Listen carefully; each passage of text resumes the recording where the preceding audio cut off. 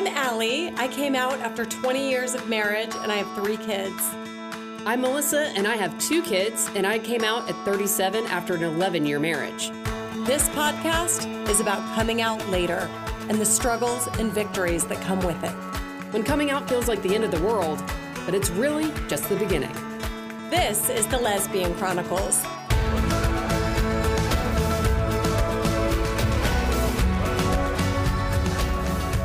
Welcome to the Lesbian Chronicles. Here we are.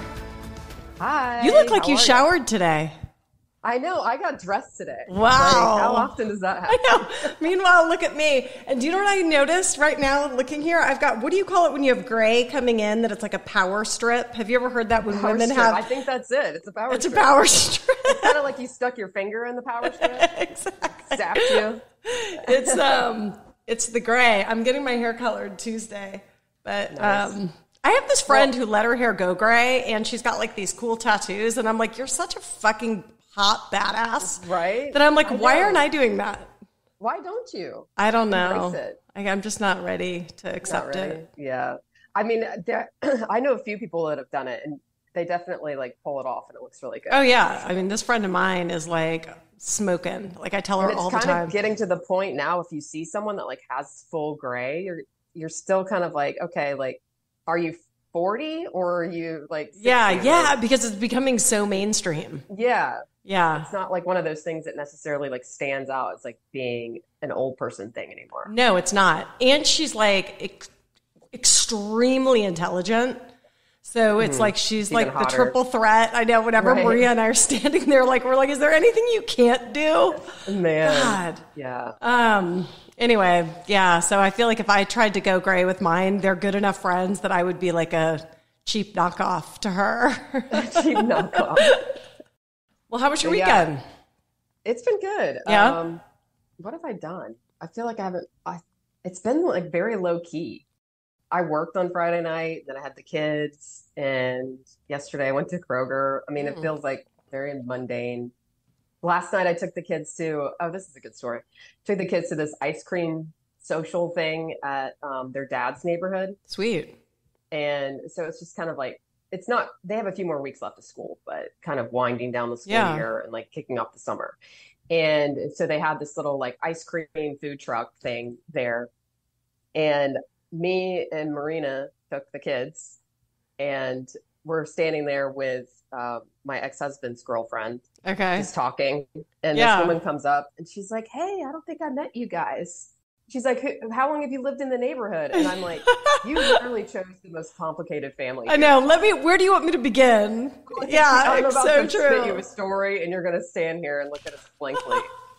And that's exactly what happened. She was like, hold on. Yeah, wait a I minute. just laid it out Rewind. there. I'm like, Yeah. you asked, you're getting the story. Yeah, that's hilarious. But at the end, she was like, I feel like I need like a whiteboard to like map all this out. Yeah. And she was like, that's so cool of you guys. Like, Yeah. that's awesome. She's like, everyone should do that. She Totally. said that she was like a product of divorce. And she's like, I would have loved if my parents could have done that. Yeah, without a doubt. It's like such a good visual for your kids of seeing that.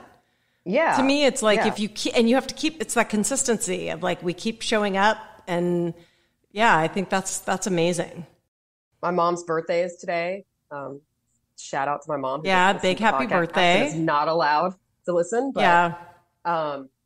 So I'm having a little like birthday party dinner for her at my house. So really small, just like my family. But I invited my ex-husband's girlfriend to come because she was supposed to be in town with her daughter.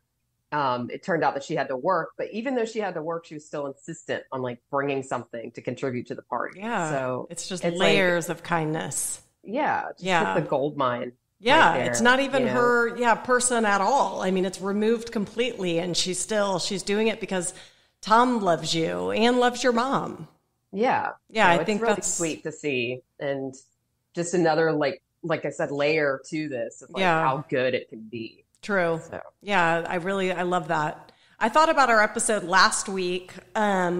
Yesterday, we went to a Kentucky Derby party, and it was pretty much all lesbians, and some with families, some not. But I thought about how, like, we talk about meeting people. I mean, I probably had 10 conversations, all gay women, all, friends of friends that are here at this party. So it's like, here's another like oasis in what sometimes feels like the desert of people meeting people. You know, I was there with my partner, but it is like there are these groups of friends that are just a great little place to meet people. And I thought about how, you know, people rely on the apps and then get frustrated. We talked about being very consistent about that. But another way is like, you know, when people invite you to stuff that maybe would be like this event, you go.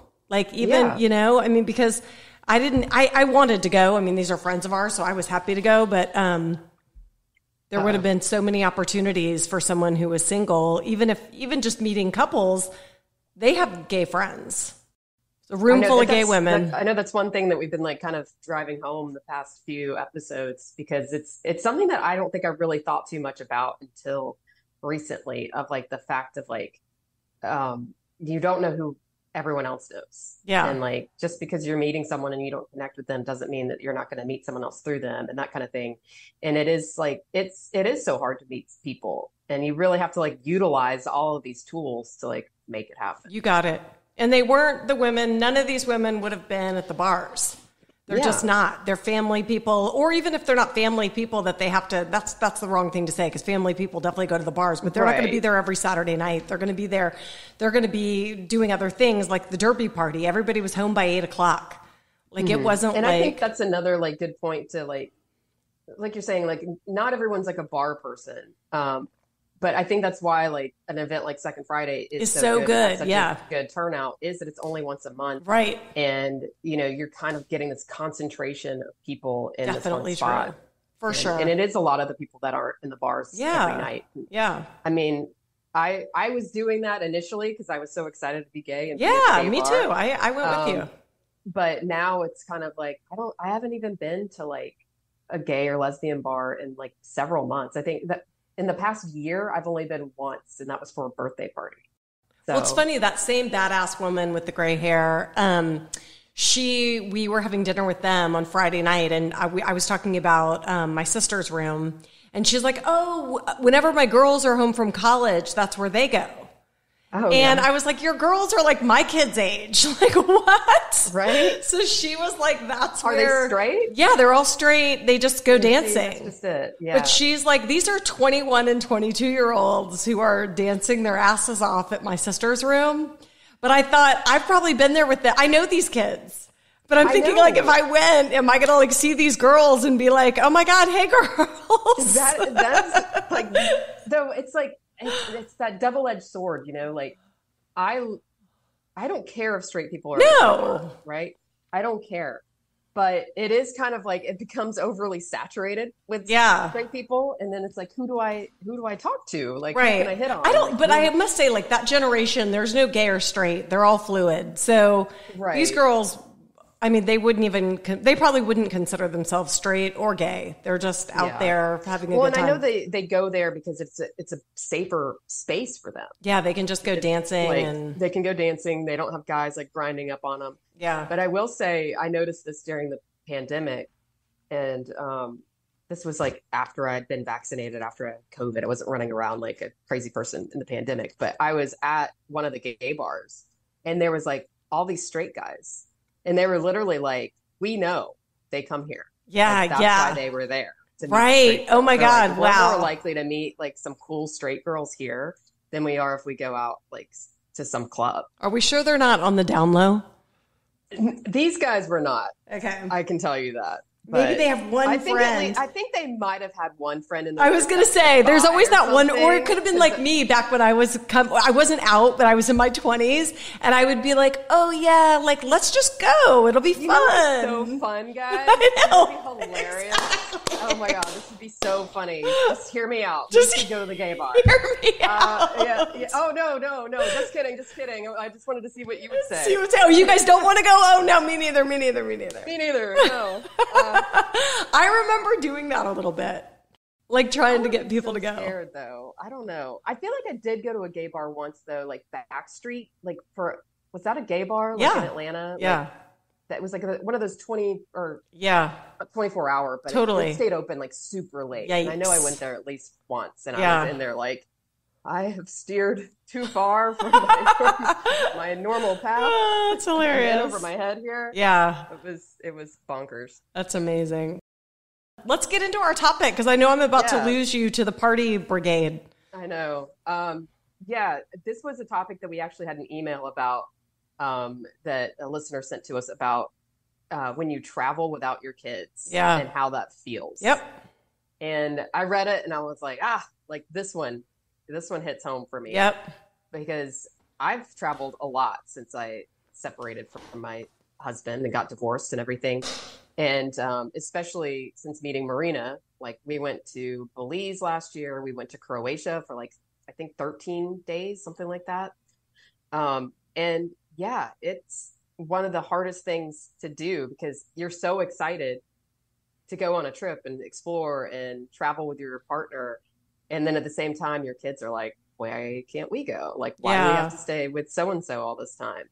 And it is hard, for sure. Like, I think it's worth mentioning. It is definitely hard. Mine was more in the early days. I don't feel guilty now at all. I love to just tell them we're going and you guys are going to be fine.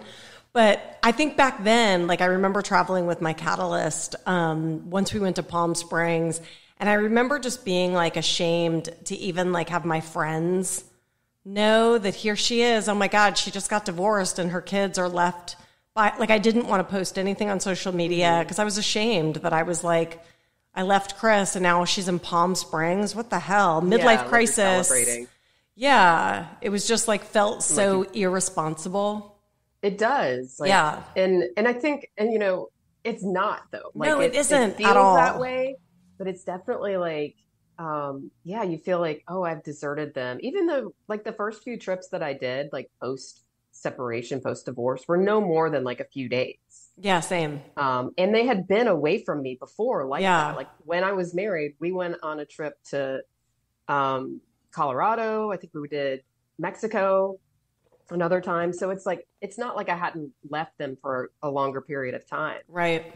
But there's just something about like being divorced and like that happening. And probably one of the worst mom guilt things I ever had was when the first trip that my ex did with our kids without me.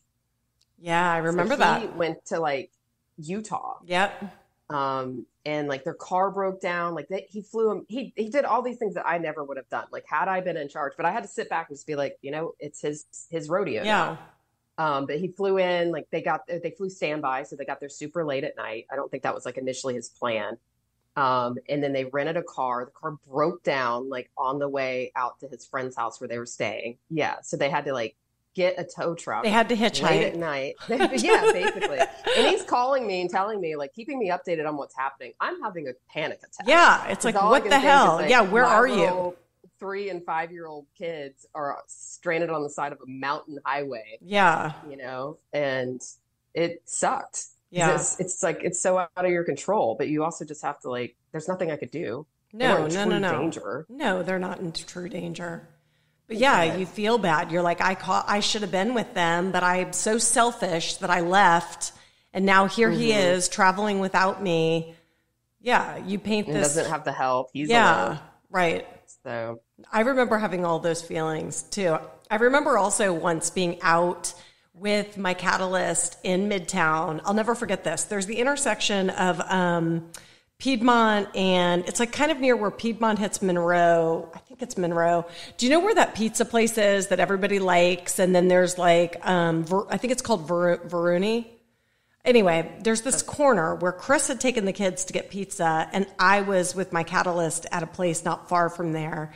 And somehow we end up like kind of crossing paths where he's with the kids and I'm with her. Oh, wow. And I remember having this feeling of like, the optics, I suck so bad. Like I'm literally, and my Catalyst is fucking livid because she's like thinking, I don't know. Done on purpose or something. Yeah. Or just like he, you know, whatever, is this my life? Like he's showing up and he wasn't. Like he was out at this pizza place that everybody loves. Yeah. But, and I just remember feeling like complete shit. Like it didn't feel good. I honestly wanted to like walk away from her and be with them because I felt so guilty and just, he's alone taking these kids out to dinner. Like it sucks. Yeah. And I had a lot of guilt. And maybe I should have. Like, why didn't I just go for pizza with them? Like, why did the kids have to see me with her while he's managing them?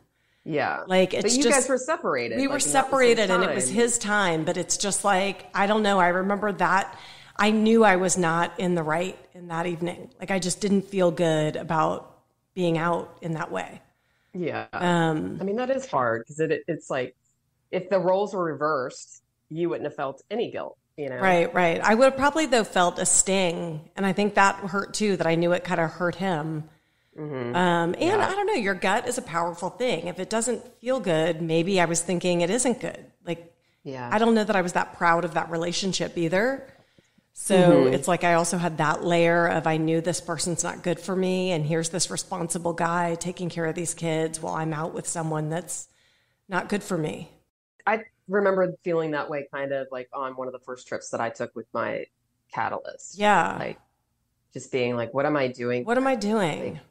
Because I had to FaceTime them one night and I was like out at dinner and I'm like dressed up. They could see that I'm dressed up and they're like, oh, like, what are you doing? Like, where are you at? And all this stuff. And I'm like, like I'm at this fancy restaurant in New York City. Yeah, exactly. I'm living my best life. Right.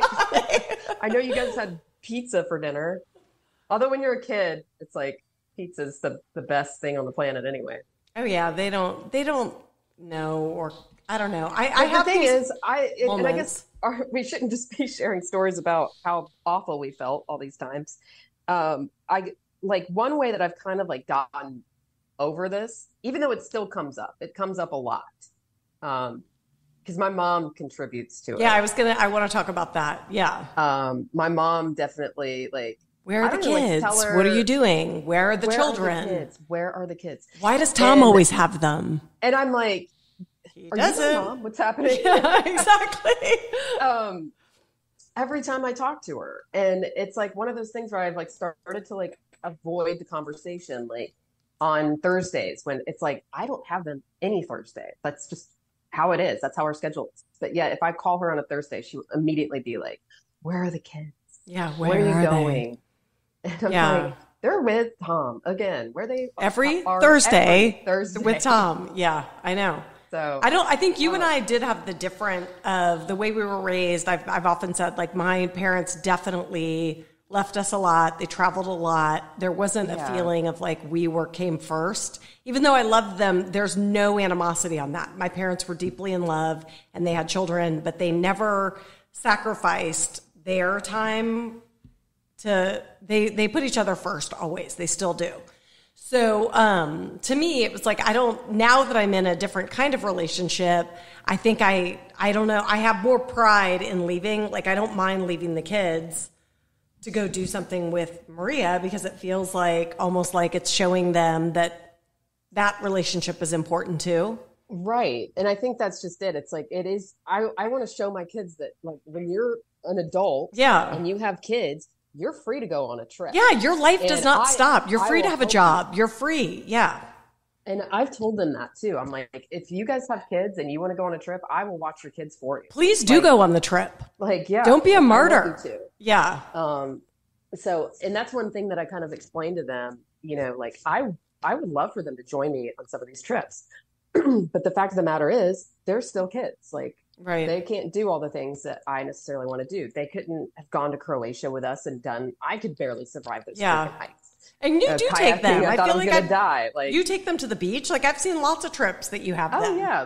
And that's just it. It's like, we do go on a lot of trips with them. Like, I took them to New York City. We've gone to Legoland recently. We go to the beach all the time. Yeah. So, and they go all sorts of places with their dad. They're going to go to Arizona over the summer. Yeah. Like RV, they're renting an RV and like going hiking and all this stuff. So it's like they have plenty of experiences. It's not like they're sitting at home like twiddling their thumbs. No. Bored. I think it's good to have a mix.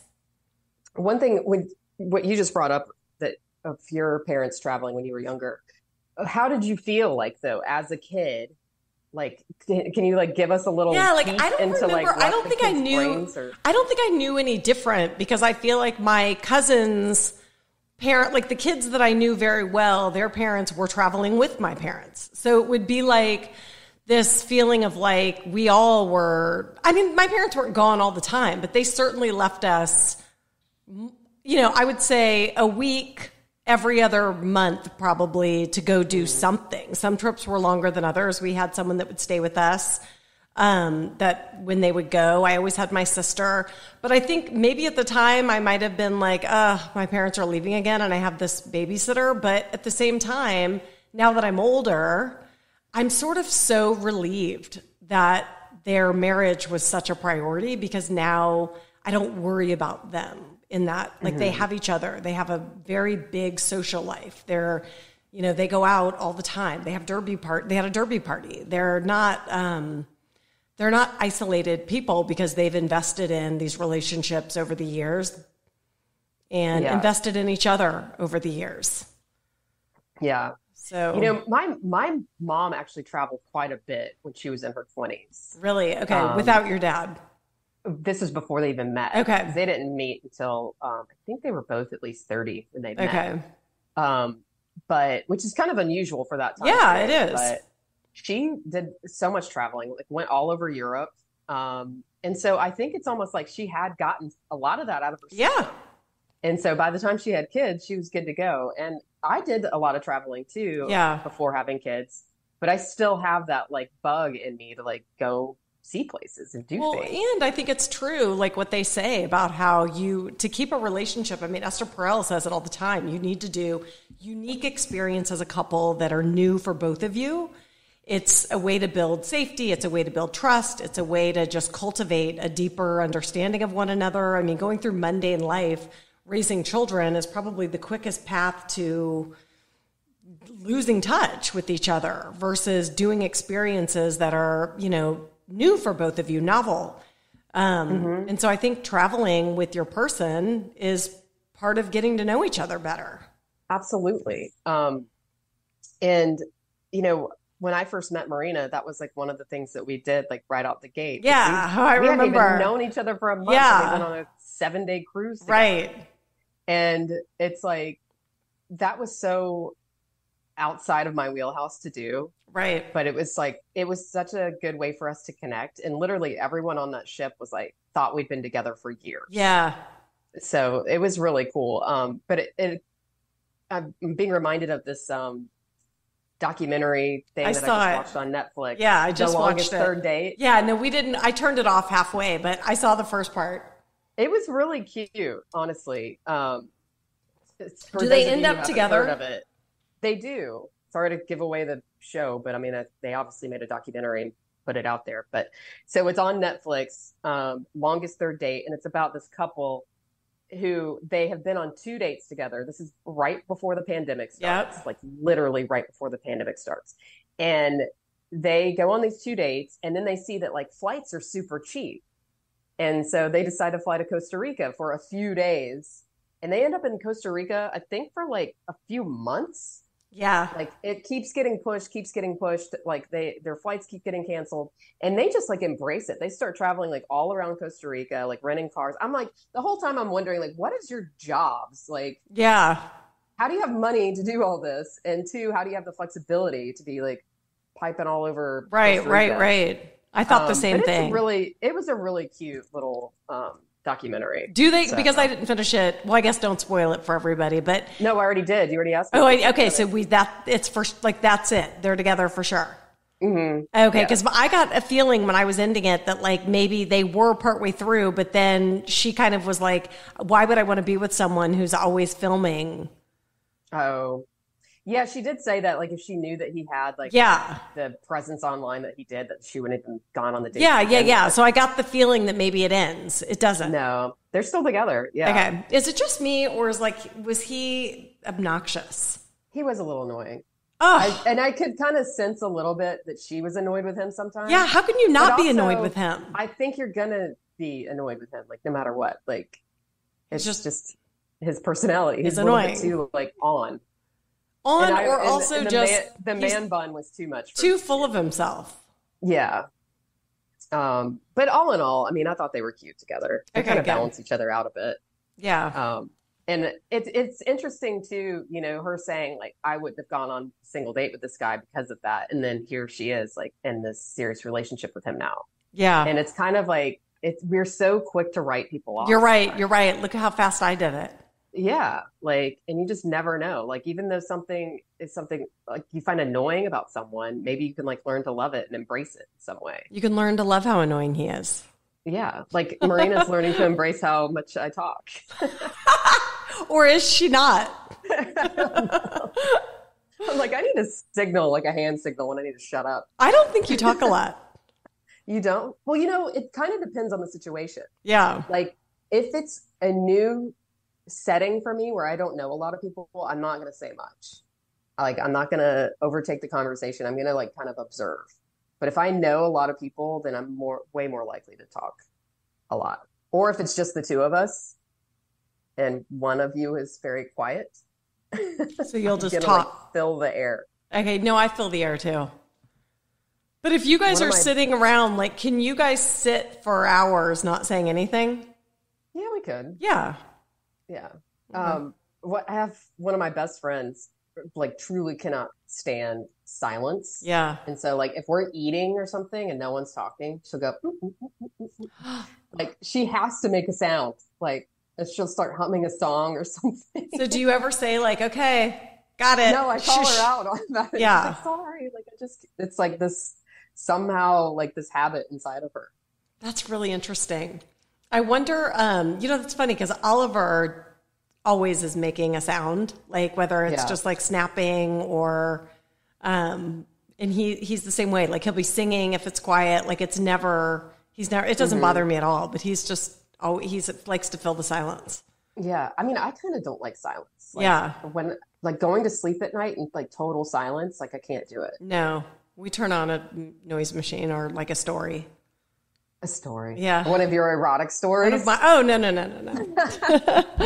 That your friend listens to? Yeah, my friend listens to these stories, so we don't though. No, we do watch TV though till it's like the end.